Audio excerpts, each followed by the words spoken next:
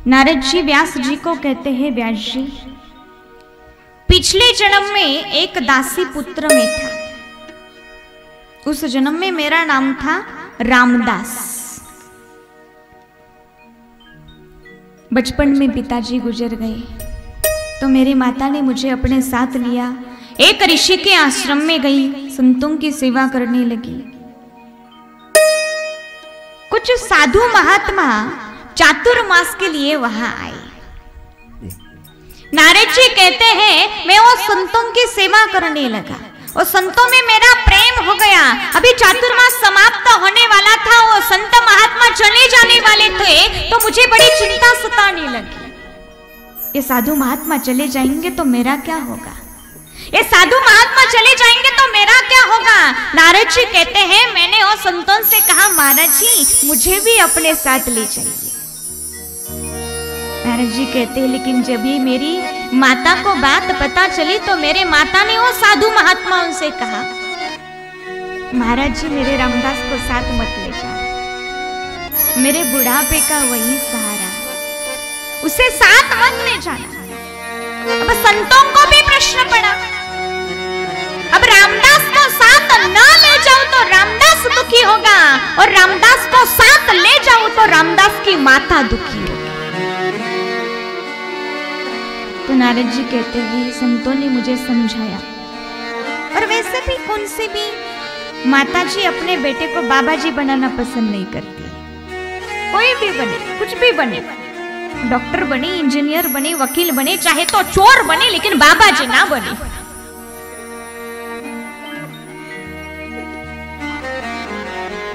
एक दिन हमारे बाबा जी ऐसे ही प्रोग्राम के लिए गए थे तो एक बूढ़ी माता जी थी वहां।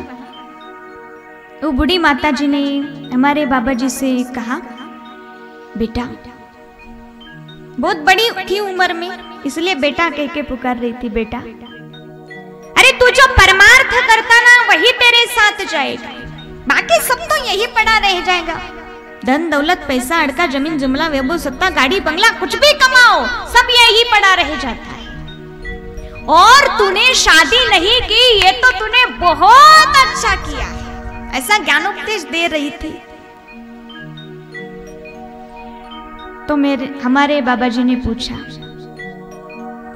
माता जी आपके कितने बेटे हैं? माता जी ने कहा मेरे तो 3 बेटे हैं। क्या करते हैं? बोले बड़ा बेटा तो डॉक्टर है, बहुत अच्छा है, छोटा बेटा इंजीनियर, वो भी बहुत अच्छा है, दोनों बेटे बहुत अच्छे हैं। और मझला बेटा क्या करता है?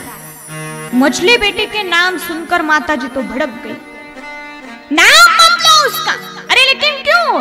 अरे बड़ा बेटा डॉक्टर है फिर भी मेरे पास रहता है, छोटा इंजीनियर है फिर भी मेरे पास रहता है, दोनों भी बहुत अच्छे हैं, लेकिन बड़े बेटे का नाम मत लो मेरे सामने, वो बहुत पागल है, बहुत मूर्ख है, वो तो तेरे जैसा ही बाबा बन के घूमता रहता है। बाबा जी ने कहा, वाह वाह माता जी, पहले तो मेरी स्तुति की और अंत में मुझे ही मूर्ख बोल दिया। मतलब कौन सी भी माता जी बेटे को बाबा जी बनाना पसंद नहीं करती, कुछ भी बने लेकिन बाबा जी ना बने। नारद जी कहते हैं मेरी माता जी भी मुझे बाबा जी बनने से रोकती थी। तो संतों ने मुझे समझाया, बेटा हम भी तुझे साथ ले जाना चाहते थे लेकिन तुम्हारी माता दुखी होगी, इसीलिए हम तुम्हें एक मंत्र देते हैं, उस मंत्र का जाप करते रहना और जब माता शांत हो जाए तो जंगल में जाके भजन करना। तो संतों ने विदाई ली। सभी लोग संतों को छोड़ने के लिए रास्ते तक आए। संतों ने हाथों से इशारा किया, सब लोग तो रुक गए लेकिन रामदास रुकने वालों में से नहीं था। वह तो संतों के पीछे पीछे जा रहा था। रामदास की माँ रामदास के पीछे पीछे जा रही है। रामदास के माँ को लगन है रामदास की और रामदास को लगन है संतों की। तो माता जी ने हाथ पकड़ लिया और रुकवाया तो रामदास जोर जोर से रोने लगा।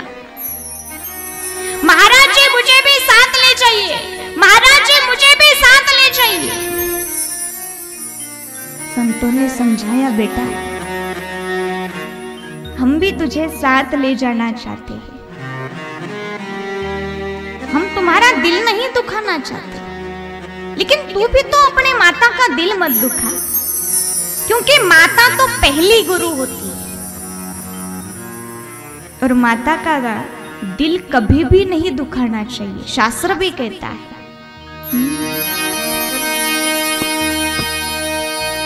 अपनी जन्नत को खुदा की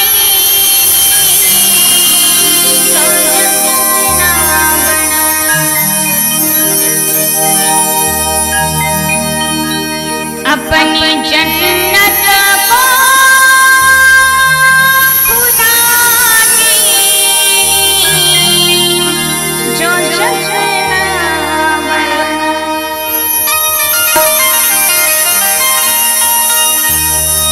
अपनी जन्नत को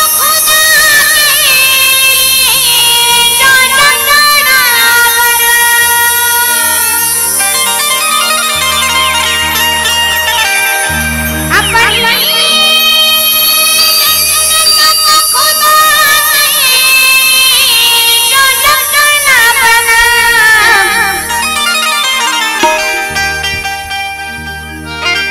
अपनी माँ बाप का तो दिल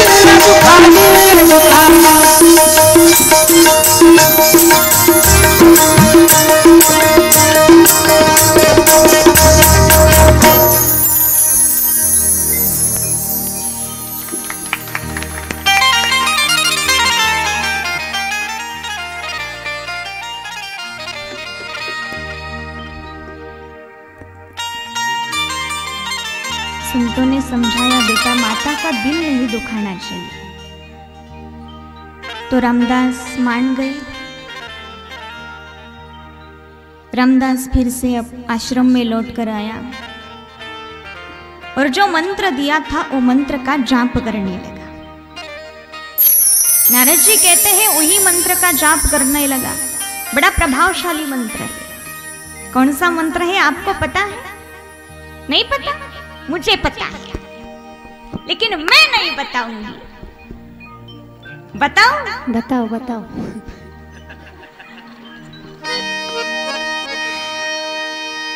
नहीं तो नहीं बताते। बताओ बताओ। मैं बताऊंगी, लेकिन आपको मेरे पीछे वो मंत्र बोलना होगा। बोलेंगे? सब लोग बोलेंगे बड़ी ऊंची आवाज में। बड़ा प्रभावशाली मंत्र है। वही मंत्र का जाप करते करते ध्रुव जी को 6 महीने में भगवान की प्राप्ति हो गई। इतना प्रभावशाली। तो सब लोग बोलिएगा, सभी पब्लिक बोलेगी। ओम नमो भगवते वासुदेवाय।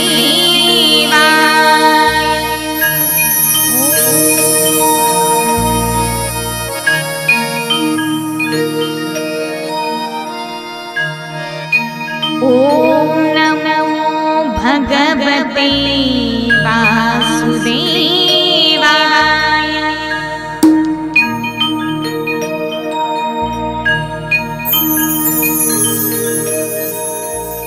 ओम नमो भगवते वासुदेवाय।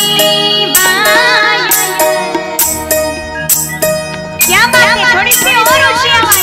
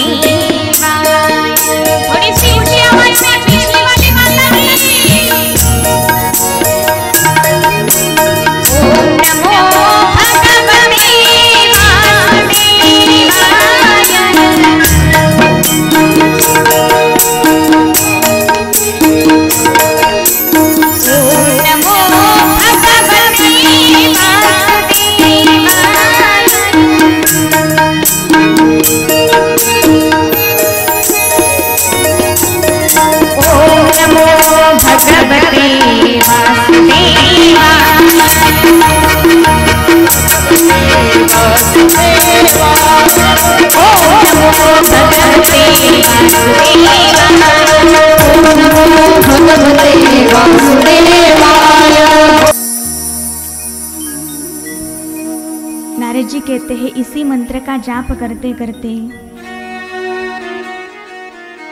उसी आश्रम में हम रहने लगे।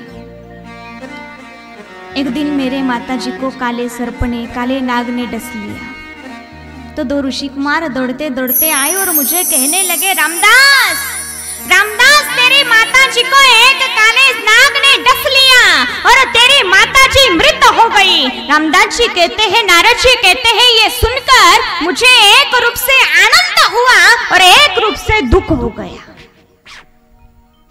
आनंद तो इस बात से हुआ कि मुझे मेरे माताजी का बंधन था, अब वो बंधन से मैं मुक्त हो गया। लेकिन दुख इस बात से हुआ कि मुझे सिर्फ मेरे माता का ही सहारा था। अब मैं बिल्कुल बेसहारा हो गया। अंत क्रिया होने के बाद, क्रियाकर्म होने के बाद नारद जी कहते हैं, उत्तर दिशा की ओर मैं चल पड़ा।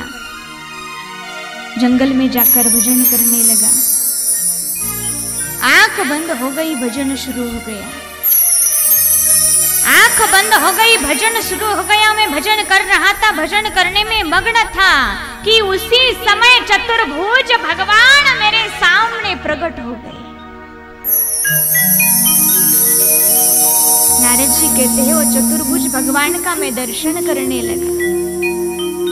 बहुत सुंदर झांकी थी, बड़ा ही आनंद आ रहा था कि उसी समय वो चतुर्भुज रूप अंतर्धान हो गया। तो मैं झटपटा गया, तुरंत आंखें खुली, वो रूप देखने का प्रयास करने लगा। फिर से आंखें बंद की, फिर से खोली, फिर से बंद की, फिर से खोली, बार बार आंख बंद करके खोल के वो रूप देखने का प्रयास करने लगा। लेकिन वो रूप मुझे फिर से नहीं दिखाई दिया। उसी समय आकाशवाणी हुई और आकाशवाणी ने बताया कि रामदास, अब आपको इस जन्म में दोबारा दर्शन नहीं होगा। तो मैंने वो आकाशवाणी से पूछा, तो इस जन्म में ये झांकी क्यों दिखाई? तो आकाशवाणी ने बताया कि आपको विश्वास हो कि भगवान है, इसीलिए झांकी दिखाई। यदि दर्शन न होता तो आप कहते, अरे साधु महात्मा तो झूठ ही निकले, उन्होंने कहा था भजन करो दर्शन होगा। और ये साधु की वाणी झूठी ना हो, इसीलिए आपको दर्शन दिखाया। तो नारद जी कहते हैं, उसी जंगल में भजन करते करते मैंने अपना अवतार कार्य समाप्त कर दिया। अगला जन्म ब्रह्मा जी के मानस पुत्र के रूप में मिला। उस जन्म में मैं ब्रह्मर्षि बन गया, नारद बन गया। तो व्यास जी एक दासी पुत्र ब्रह्मर्षि बन सकता है, तो क्या आप भागवत नहीं लिख सकते?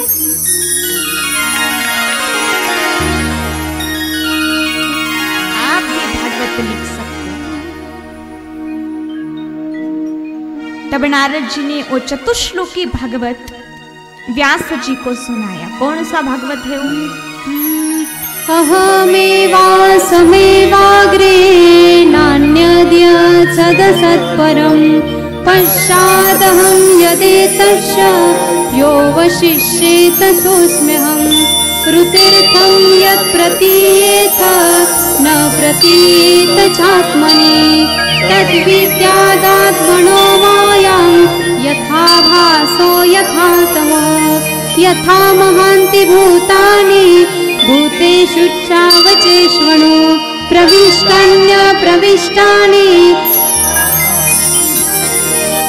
एतावदेव जिज्ञास्यं तत्त्वजिज्ञासुनात्मनः अन्वया व्यतिरेकाभ्यां यत्यात् सर्वत्र सर्वदा। क्या बात है, तालियां बजाओ उनके लिए।